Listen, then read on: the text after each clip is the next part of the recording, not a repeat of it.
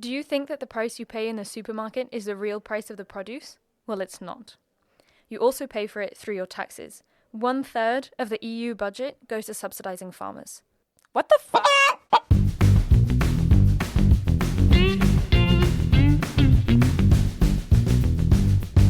So, hi everyone, and welcome to a new episode of What the Field. We're here today with Eduardo Cuoco from IFOAM Organics Europe to discuss all things organic, label, certification, and more.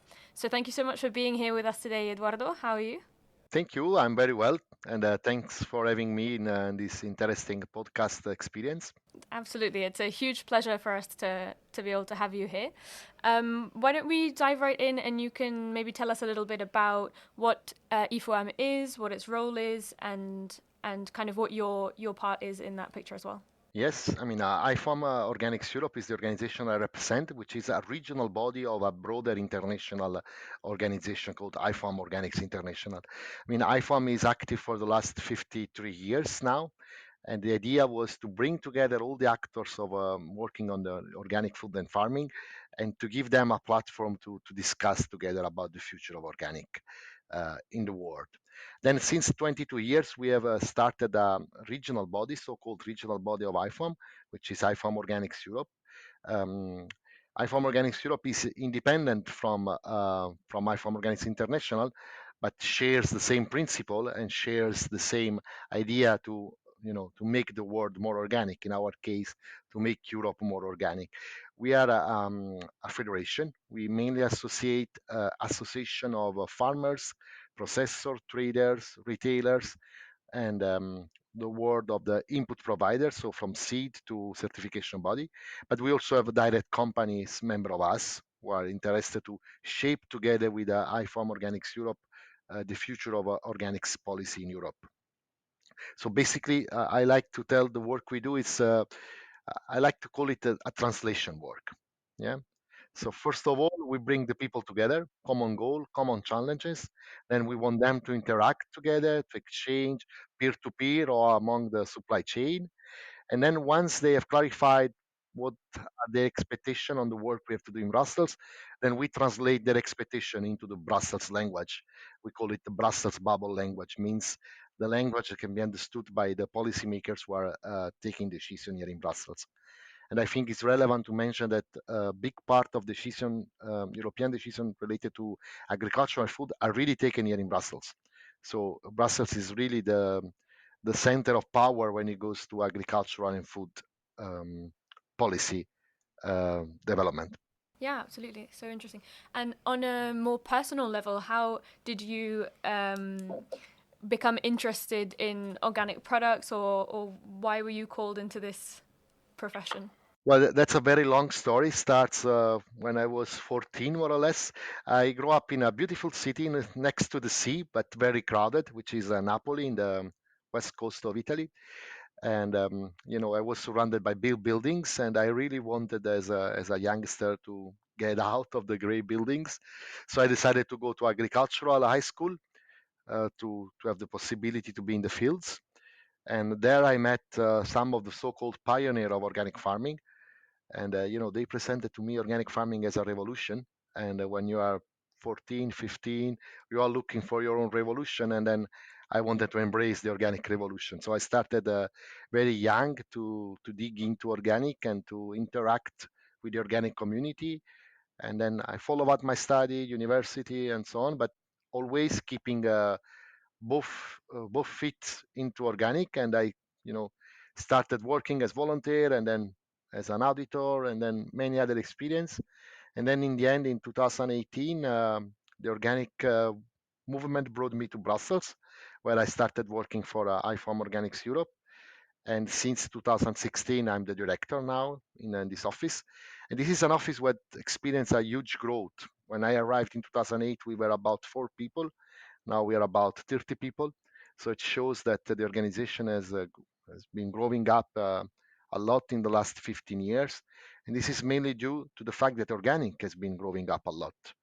And we wanted to keep up with the growth of the organic movement and the organic sector. So we needed more people here in Brussels to make sure that the translation work I was telling you before can be done professionally. So yeah, that's why I'm here now, long story. It looks like you've been growing together with IFOAM, Eduardo. I want to start with a kind of philosophical question nowadays, because I know organic is very well defined and there's a lot of specificities to what it is, but it's become kind of a philosophical question. What is organic? And the difference to many other movements that are arising. No, for you, what is organic, so our listeners can understand kind of your point of view from which you're going to talk for the rest of the conversation. Well, I will start to tell you what is not organic. Okay. And I would like to say organic is not the organic regulation. Okay. I think that's a very important issue when we talk about organic farming, because indeed we have an European regulation, which is a very great tool. I mean, it give us access to market, recognition for subsidy and for policy support. It harmonized the way organic practices are applied all over Europe and all over the world. But it's not just about regulation. Organic is much more. I mean, the regulation is giving us, a common level play field to access to the market, but the organic is a production method, is a political tool, it's a philosophy, but it's also really, a way to guess how a sustainable food system could look like. And personally, I don't believe, in we should go 100% organic tomorrow. We all should be organic. But what I believe is that organic can really pave the way to more sustainability into the agri-food system. So definitely, organic is something that we should use. And when I say we, I think about us as citizen, me as a citizen. We should use organic as a tool to change um, the way food is produced in Europe. I like the sentence, that when a citizen goes to a shop, is casting a vote. When you buy a product, you are casting a vote. And actually, organic is the possibility to vote for an agri-food system that wants to work in harmony with the nature. I think this super aligns with the next question we had, that it's how can the consumer be sure to be placing their vote every time they make a purchase in the right place, because now there's so many labels, so many claims screaming at us when we go to the supermarket, and not even that, we're told plastic is bad, not local is bad, meat is bad. So there's so many things that even compete with certifications, and then so many certifications competing between each other. How can we be sure to be placing our vote in the right place? Yeah, I mean, when you run a successful business, everyone wants to look like you, and that's what is happening in organic. Organic has been successful to tell consumer what means to buy, product with a bigger sustainability. And now we have a lot of companies, a lot of organizations who are trying to imitate organic, but it's not organic, it's an imitation. And we as IFOAM Organics Europe are working hard here in Brussels to make sure that there are legislation who are protecting consumers from these fake claims about sustainability. In particular, there is a directive that is being discussed in these days called substantiated green claims, which should bring some clarity about what can be labeled and what can be claimed towards the consumers when you bring products on the market. So we have to be proud of what we achieved with our organic logo. We should always tell consumers, look, there is an EU organic regulation. As I said before, is a great tool because our company are all producing with the same standard, and it's a good tool because as a logo which is easily recognizable. It's a green flag with a nice leaf, stars leaf. So when you want to cast your vote on sustainability, on food sustainability, then look at the organic logo, and then you will have the security that you are casting the vote in the right place. Then there are a lot of claims, as you said, a lot of new labels, a lot of new evaluation system, and so on. But actually, these are all based on um, private ideas, and very often are not substantiated. That's why we believe that a European legislation which is going to substantiate the claims towards the consumer might help the consumer to make the right choice, and also help business not to be in in an unfair competition. So for people who maybe don't know the Brussels bubble language, as you say it, what is there already in place that can? What legislations are there already in place put in by the European Union to avoid greenwashing? Actually, there is nothing in place now to really avoid greenwashing. I mean, there is a recent agreement on consumer protection legislation, which is now waiting for the substantive green claims directive to be finalized. So the full package might bring some clarity to the consumer. We hope that this will help very much to do that.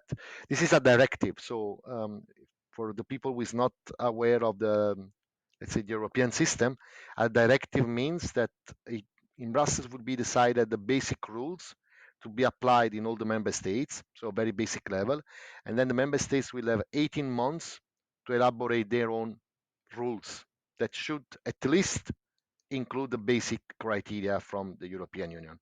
But we hope that member states then will be even more demanding on what should be done to avoid green claims.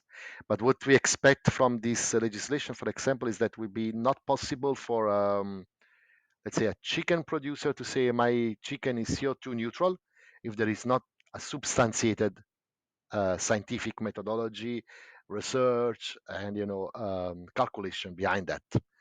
And organic will be clearly able to make claims because we have a strong organic regulation which is already telling very clearly what we do for the ecosystem, what we do for the nature, and what we can be trusted by the citizen for.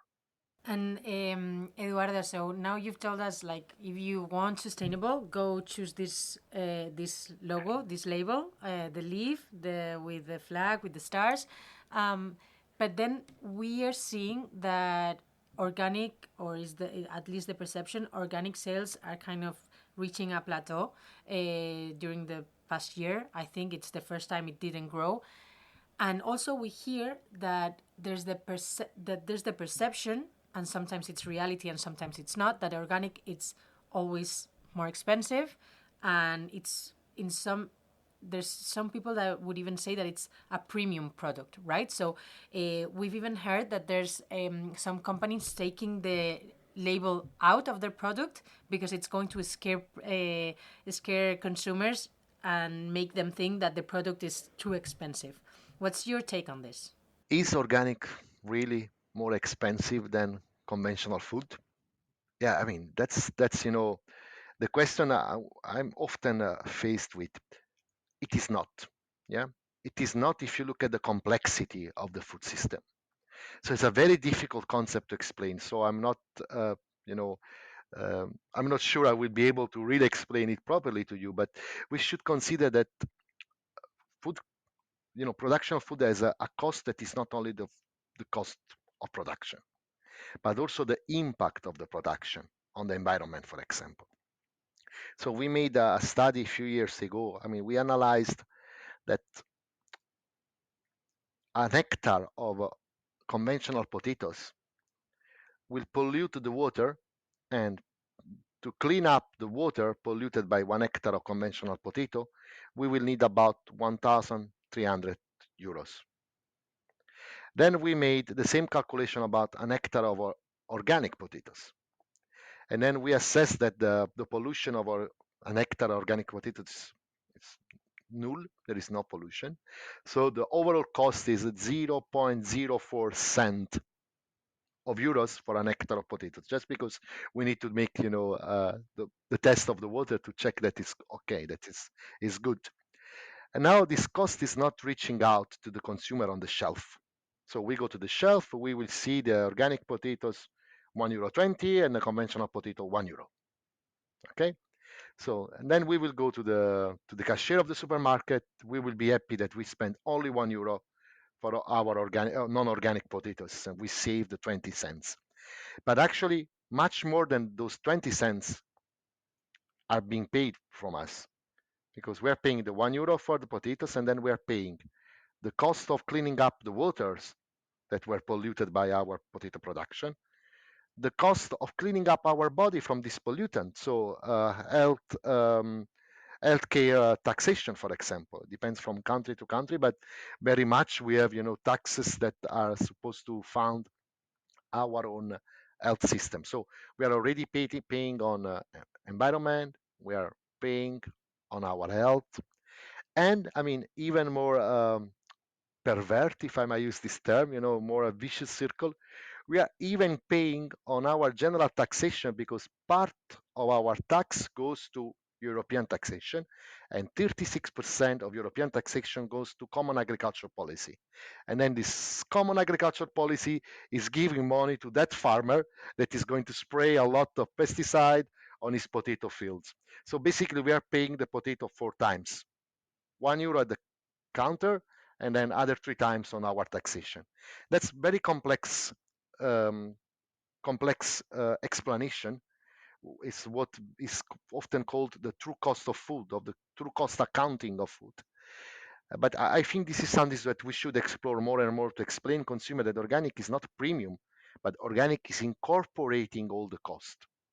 So when you buy an organic product, then you are sure you're saving on other costs. As I said, it's a complex mechanism, and it's not straightforward to explain and to get this understood by the citizen. That's why we should work on policies that should, fill this gap. In our in our demands to European Commission, we have been, discussing a lot about the needs, for example, of reducing the VAT on organic products. We believe that this could be a first good signal to the citizen to say, hey, we know that organic is incorporating a lot of cost.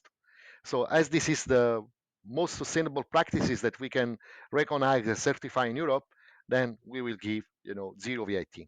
And actually, the current directive on the VAT, the European directive on VAT, allows this kind of possibility in the different member states. So now we are pushing our members in the different member states to start a discussion with their governments to explore that.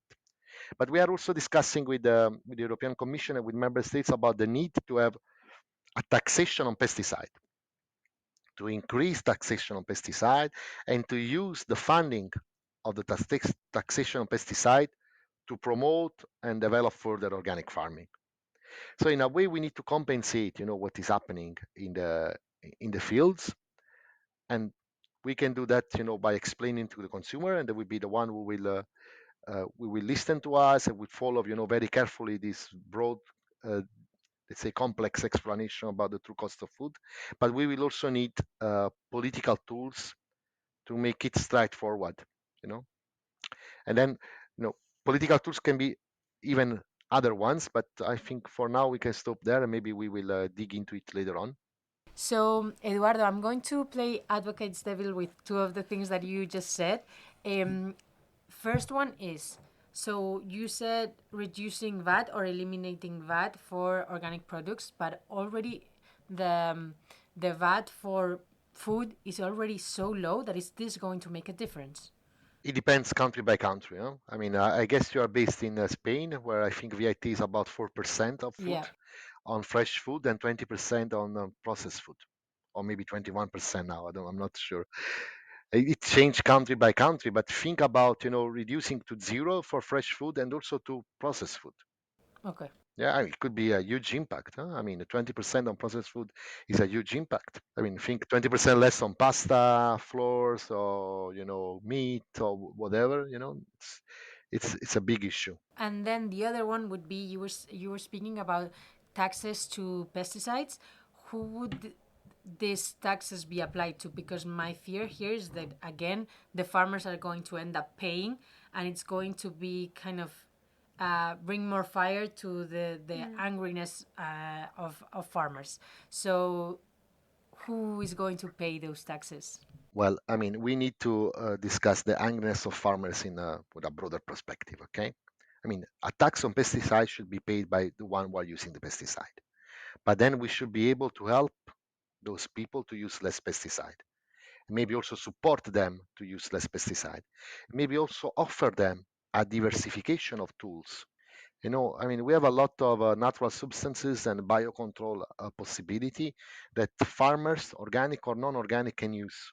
Organic has really been, the pioneer in these practices and this the application of certain natural substances as a plant protection product. And we have shown that it's possible to do that. And now we need, to make sure that everyone has access to these informations. So it's not a matter of who is going to pay for that. If we just say conventional farmers should keep doing what they do and pay for it, then indeed they might say, hey, what the field? Why shall I pay for it? Instead, we should tell them, look, we need to reduce the overall use of pesticide. You need to be accompanied in this process. We need to give you the best advisory services to do that. We need to give you the best knowledge to do that. We need to give you the best alternative to do that. And then we need also to give you the best remuneration to do that. And not subsidies, but really, we should bring our farmers into a perspective that there is a new business model for them. One business model is producing food, and the other business model is producing ecosystem services for the society. Then, if we manage all these, the people who is going to pay the tax on pesticide, they will pay. I think in Italy, there's a very nice example. The tax on pesticide, I think, is 2.5% of the overall cost. And they pay for it since many years now. And you know why it's interesting? Because then the Italian put the money into a organic farming research fund, and they use the money of the pesticide tax to pay for research in organic farming that can benefit organic farmers and conventional farmers, and they can find alternative for both. So that's the way forward. We don't ask you to pay a tax that is going on somewhere else in the budget of your member state, but we ask you to pay a tax that is going to help you to get rid of this tax. We might even think a tax on pesticide that is for a fund about transforming the food system. It's a fund about giving them the best advisory services ever. There are plenty of options. Yeah, absolutely. And I liked what you said about it's not about subsidizing, it's about, incentivizing or creating the space for a whole new business model. And you mentioned it already as well before. One of the topics we wanted to talk about was the European CAP and kind of how it works and all of that. For our listeners who maybe aren't sure exactly what it is, could you explain to us what the CAP is and how it works?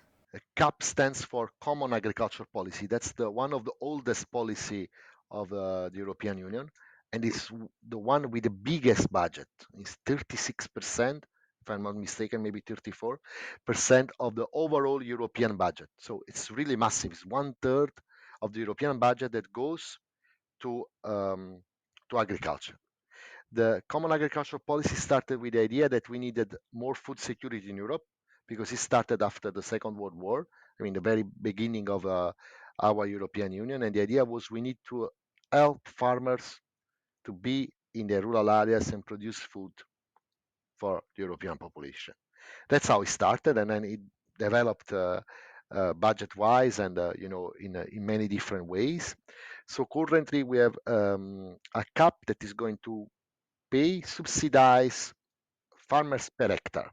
So it means that every farmer will get a payment based on how big the farm is and which kind of production they are producing. And if they are organic, normally they get a little bit more. I don't know, if 1 hectare of olive oil in Spain is paid €100, an hectare of olive oil in Spain organic will get 120, for example. Yeah, the numbers are just fictional, are not the correct one. It's just to give you an idea. So this is one part of the cap.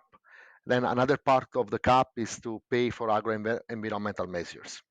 So it means, we ask farmers to commit to do certain services for the agricultural and the civil society, and they get payment for that. And it's called a foregone income payment. It means, as you are doing this, you are not getting all your income, so we will compensate you for the income that is foregone. I'm simplifying a lot. We could talk about the cap for the next 4 hours, and we will still need to not talk after understand that. it. Yeah, no, but just to give you an idea, let's say there are two pillars. One is more about the payment per hectare, one is more about action that the farmer can do. And it's a very powerful tool, because if we one day might decide stop paying farmers per hectare, for example, but only pay them for ecosystem services. So, not only compensating them for the foregone income, but making up a new business model in which we say, if you do this service for the society, we recognize this to you and we will remunerate you for that. We will not subsidize you. We will not give you the money you are going to lose. We are giving you the dignity of being remunerated for a service you do for the society. And I think here the CAP can really play an important role. And one of the role we have in Brussels is really to discuss with policymakers about how do we see the CAP. And we have currently in the implementation, in the second year of implementation of a new CAP, but the discussion in Brussels is already very hot about what will come next in 2027. So there is really already a lot of discussion that has started. Because today I kind of get the sense that a lot of people think that the CAP is badly designed, is corrupt, is giving money to those who shouldn't be receiving it, and those who should aren't getting it. It's too complicated to manage. So there's a lot of criticism in how it works and kind of, how it's being used. Is this change that you're kind of talking about significant enough? Is it kind of going to be redesigned completely, or do you think there'll still be these unfair elements? Well, it's difficult to say. I mean, often in Brussels, policymakers use the word that they don't need a revolution, but they just need an evolution, which means just little changes in what is now. We do believe we need a revolution, especially on the long term. So we hope that more can be changed. Simplification is indeed something that should be changed, and as I said, the overall conception of the CAP as it is now might need to be rethought a bit. Also, in view of what will happen in 2040 when we will have new member states coming in, so we really need to rethink how we want to support these new member states coming in terms of agricultural transformation. So I think it's very important that we start now this discussion. And as I said, we could talk about the CAP for the next 4 or 5 hours, and then we will still need to talk about it. We will publish soon a very interesting report, which we have been analyzing the current common agriculture policy state by state, because as I said, the state play a role into the common agriculture policy. So we've been making this analysis in which we also want to show what is the opportunity that the CAP is offering to organic, and what are the missed opportunity that the CAP is not giving in the current setting. So I think it's a very interesting report made by very lead scientist on the field. It will be available on our website very soon. It's quite technical, but still, I think this might be interesting. Yeah. Eduardo, do you play an active role in the definition of the CAP? We try to, yes, indeed. Okay. We have already our first idea of how the CAP in 2027 should be changed. We're discussing actively with the policymakers about that. Amazing. And should the CAP, sorry, in Spanish it's the other way around, should the CAP be oriented towards increasing that 10% of agriculture area that it's organic? Should kind of those, instead of being subsidizing a system that we know it's kind of not working, the current agriculture system, should the money, as you were saying, be put in to transform and not to survive? I think it's what it's doing now, and to transform towards organic. So should these two lines of farmers come closer to each other? CAP should be one of the main tools to really help this transformation of the food system. I mean, the CAP should serve very much the purpose of the farm to fork strategy. Exactly. The farm to fork strategy had these 4 objectives: reducing pesticide, reducing antibiotics, reducing fertilizers, and increasing organic farming. So the CAP should go in this direction. As I said previously, we should not think we need 100% organics in Europe. We need 100% transformation in Europe. Then part of it will be organic. Hopefully, we will reach the 25% by 2030. Then the rest will be conventional agriculture, who has made first steps towards a more sustainable system. So the CAP could help in that, and should also help to depolarize the discussion about the ones who wants more ecology and the ones who wants more productivity. And the CAP should be also a tool that tries to help the one who are less ecological to become more ecological, and rewards the one that are already putting a lot of efforts in keeping the efforts that they are putting into that. So it's a very interesting policy if we want to achieve a transformation of our food system. I think because we can keep talking about the CAP for hours and we would finish, I don't want to miss on two other key questions that I have. And Emilia, I'm sure you have some others. One for me is on the farmer side. One is we've been, when you hear the news and you listen to farmers protesting, or even not in these recent times, but when you go maybe to some events of farmers, you hear this sentence, and I'm sure this applies to us, and we're not in Brussels, that it's the policies or the directions, they are made in an office in Brussels. And I think this also applies to us, that we're in an office in Madrid, but that people are in the offices and that don't know much about the field are drawing the norms, and they are the ones paying it and suffering it. Yes, I think it's completely correct. And I will add that many people working in the farmer association are also working in the office, and they are not listening to what their constituency needs. That's why I wanted to stress the important role of translating the needs of people and not representing the needs of people. I think it's a very tiny line. I mean, we represent the organic movement in Brussels, but we want to translate their voice to policymakers. And nothing that comes out of IFOAM Organics Europe has been decided by the staff of IFOAM Organics Europe, not either by the director, because it's important to talk with the people on the ground, because they are the one experiencing every single day what organic farming and what farming in general means. What I've been observing a lot in this protest in the last few months is that very often these protests are run on the ground by farmers, but the topic are not always understood 100% by the farmers, and sometimes manipulated by hierarchy above the farmers. And I think a big challenge we will have in this transformation is really to make sure that farmers understand what is going on. And we use a language for them to understand what is going on. And we make sure that they are really contributing to the discussion bottom up. Otherwise, there will be always a lot of bureaucracy and bureaucrats taking decision. And it's not only about the European Commission. I mean, the European Commission, by definition, is it's an office in Brussels. So they must be an office in Brussels. But then we need to make sure that from the ground, bottom up, we manage to tell to the Commission what is really expected in the farming community. And I have the feeling that sometimes this is not really happening now. And how do we do this? Because Yeah.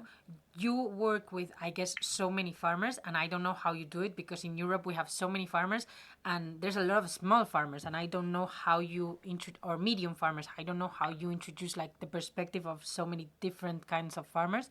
And in our side we have a few, but we have almost 300 farmers, and we try to manage to do so, but it's difficult with 300. I can imagine in your perspective. So how, any advice on how to incorporate their opinion and their voice? Yeah, my first advice would be patient and ambitious. Okay, can those two I mean, coexist? when you want to put a lot of people together, is not easy.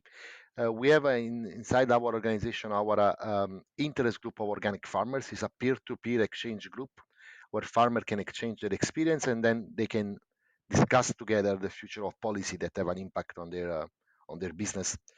And this discussion takes a lot of time, but then you always manage to identify the common goal, and the common challenge. So it's only a matter of time and methodology, let's say, and the way you manage the group. But it's very important that you work with them and you are patient and you set up good processes, and you also make sure that the contribution they have to give, it's really about what they know. I would never ask a farmer to write a paper for me or to write me a long email with what they think, because they don't have the time. They have to manage their farm.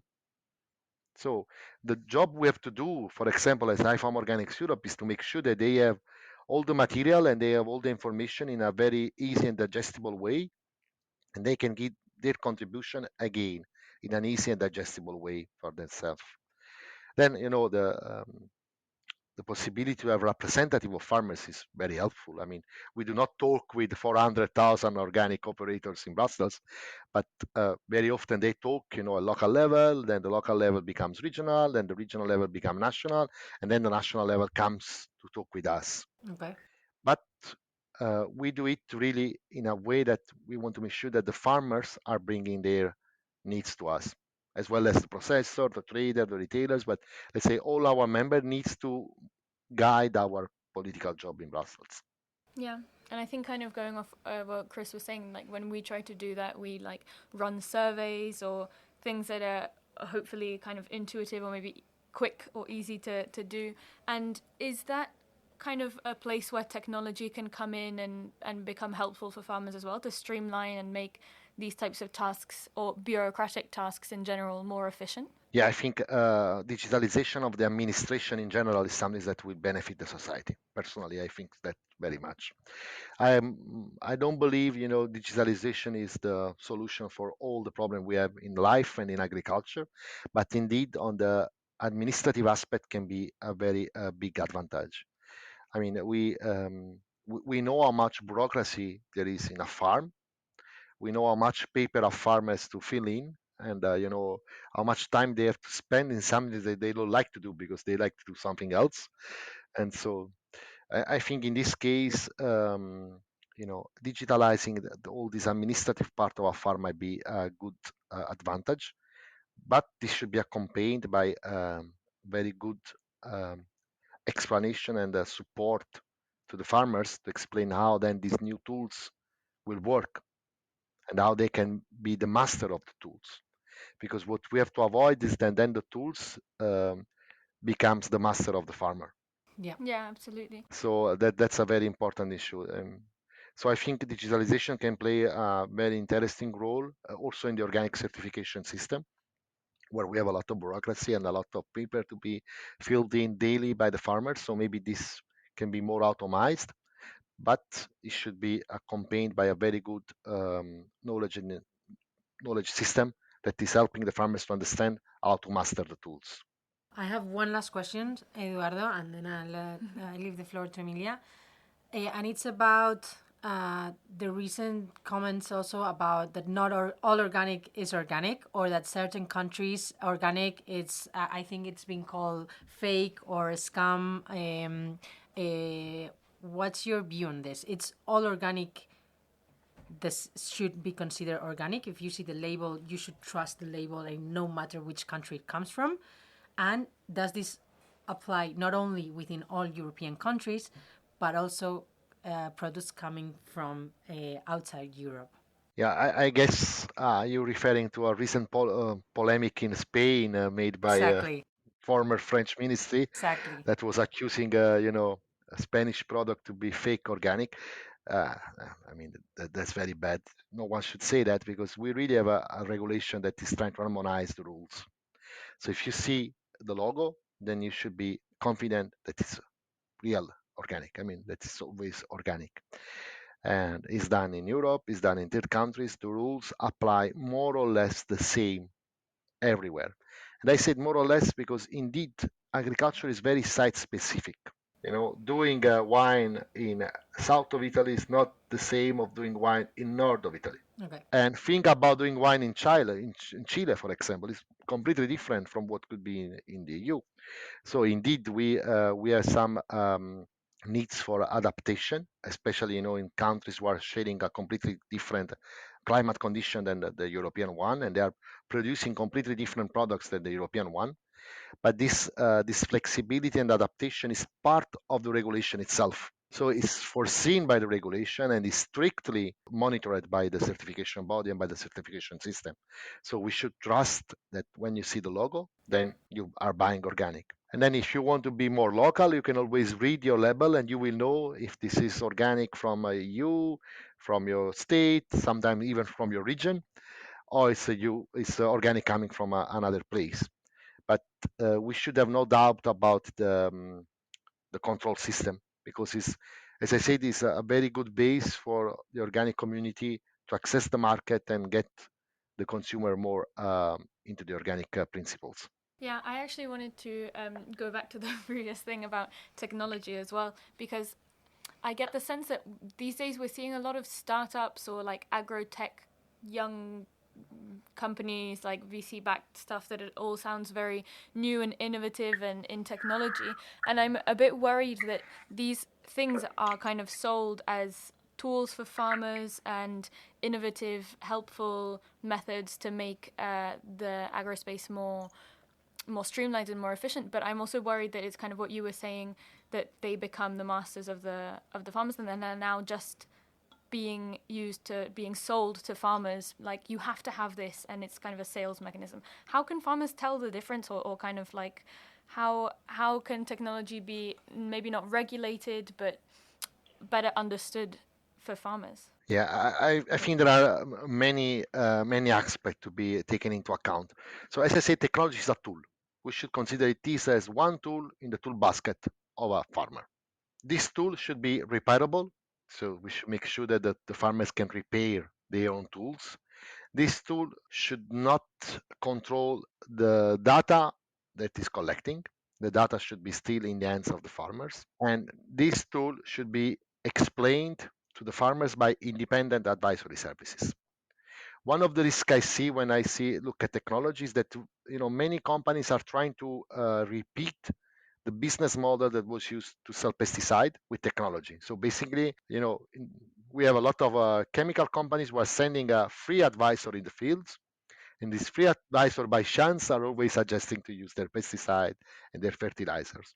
And then the farmer is linked to their advisor, which is basically selling them the products. The same could happen with technology. We might have farmers who will start using, I don't know, drones or weeding robots, and then they will have a free advice from the company selling the robots, and then they will be linked forever to that robots and that advisor. And that advisor um, will not really be the advisor, but will be just a salesperson. So that's why I think it's very important to work on what is called here in the Brussels bubble the agricultural knowledge innovation system, which means the a whole idea of bringing together knowledge, innovation, advisory services with the research, science, and farmers to make sure that farmers have access to relevant technology, relevant knowledge, and support to apply that. We as IFOAM Organics Europe on our own, we start on the 11th of April 2024, a big European project called Organic Advisory Network. So easy title. Amazing, yes. That is really going to explain. The title is explicative because we want to bring together and all the advisors who are working in organic farming now, or the one who would like to learn more about organic farming, and create an European network to bring these people together, to make sure that they know each other, to make sure that they can exchange best practices, and also to make sure that this community can be enlarged. We believe it's very important to have good advisors in the farm. I think this is super interesting. So the farmer can actually focus on farming. They have kind of this middleman who is an advisor who is able to kind of process all of the knowledge that it's been developed, all of the offer in technology, in everything, and then select the best one and advise the farmer who is actually focused on what they do best and they love to do, that it's farming, right? That's the idea. The idea is that we need, a network of people working together: the farmers, the advisor, the scientists, possibly even the policymakers, and they together can understand, what knowledge is available, what are the latest innovation available, and how this can be applied or not applied in a given farm. Yeah. So that's something we've been pushing a lot here in Brussels, to really have this EKIS and to have this the possibility to build a European network of organic advisor, so that we can try at least to push this process, to start it up, and then see how it goes, and if this will be successful. And the interesting part is that one farmer can try, sometimes isolated, they can try things in their farm, and then kind of the feedback or the learnings just stay on that farm and in that person. The good thing with an advisor is that it's much more scalable. If they find a really good technology, they can distribute it or with all the different farmers that they advise. If they try something in that farm that doesn't work, they can kind of. So I think that role, it's super important, and we have, but we also have to convince farmers that they need to pay for advice. I think they've gotten it for free from these salespeople for so much time that now it's difficult to kind of change the mentality, right? Yeah. Or we can convince policymaker to pay for the farmers. Yeah. Yeah. That would be ideal. Of course. That's so cool and so exciting to hear that these things are being implemented, because I was definitely worried of it becoming kind of like these big pharma documentaries that we're seeing where it's like salespeople completely manipulating an industry and stuff. So that's really cool. And we don't have much time left. So do you have any other questions, Chris, before we close off? No. Okay, perfect. So we usually like to ask 2 questions to finish off on a more light-hearted note. And the first one would be if you had any recommendations of maybe a book or a movie or a podcast that you'd seen recently that you just want to share with us and share to our listeners as well. It's kind of to get a more personal view of kind of what type of stuff that you're reading or watching these days. Okay, I mean, it's not very, let's say, business oriented then. Okay. Well, as you wish. In my private life, I'm not reading, book about organic farming only. No, I think, I mean, to talk about books, we produce so many reports. So professional speaking, really access the library of organicseurope.bo. We have so many interesting publications that we are developing, and now we will issue very soon a briefing about socioeconomic values of organic farming. I think might be very interesting for people to read about that. As I said, we will issue um, this report about the impact of the common agricultural policy in achieving the transformation goal of the farm to fork and so on. So professionally speaking, the library of IFOAM Organics Europe is a very good source of information. Not professionally speaking, I think classical are always nice. So I'm really much into, let's say, classic contemporary books. And recently I was reading again Saramago. I think in English is Blindness, which is a book I read in the past and I wanted to read again to refresh a bit. But yes, go to library of IFOAM Organics Europe and you will find really a lot of useful information to read. Yeah, and we actually do already use it quite a lot, I think, or at least I do personally. I love the stuff that you guys publish. It's so interesting, and it's so good to have access to these kind of reports as well, because there's not that much out there, and IFOAM has such a great library. And the last question is kind of in honor of the title of the podcast. So the podcast is called What the Field. It's kind of to give us this idea of this feeling that we get of what the hell is going on in the agro-space these days. So if you had to choose one thing since you started in this industry, what is one thing that has just really made you think, what the fuck, I can't believe this is true, or I can't believe this is happening? I would like to go back to this issue of the protests. I mean, for me, it would be what the field. Why are we not able to explain the big opportunity that we can give to farmers if they work in harmony with nature? It's a huge opportunity. It's a huge opportunity also from a business point of view. And how comes that we are not able to reach them out? How comes that we are not able to talk to them about this great, amazing opportunity that they could have working more with nature? So yeah, I'm a bit pissed off that we still have to do a lot to reach them out, and I hope we can do more in the future. Also, as organic farmers, to reach out to their neighborhood and to say, hey guys, look at my farm. Is it possible? You don't have to be organic, but it's possible. Come and see. Yeah, I love the sentence. Sustainable farming is profitable farming. This is kind of an idea that we don't usually correlate or put together. Yeah, and if you look at this socioeconomic briefing we are going to publish in the coming days, you will see how much profitable we are. Also from the social point of view, how much more employment we give, how much more we pay our farmer workers. I mean, that's our data, so it's not Eduardo telling you a nice story. This is our data that are coming from, a lot of peer review of different studies in which we have been analyzing what are the impact of organic farming from a socioeconomic perspective. I think it's very interesting. And it's very short, so you don't need a lot of time to read it. It's going to be 3 4 pages with just the main outcomes of the work we did. Really looking forward to reading that one and the CAP one. And really thank you, Eduardo, for the whole interview. And those last words were super moving about why the field cannot we convince people or make them see the positive side and the opportunity of organic. That was amazing. Thank you so much. Yeah, it's been such a great conversation and such a pleasure. Thank you, as well as Chris was saying, thank you so much for taking the time and for answering all of our questions.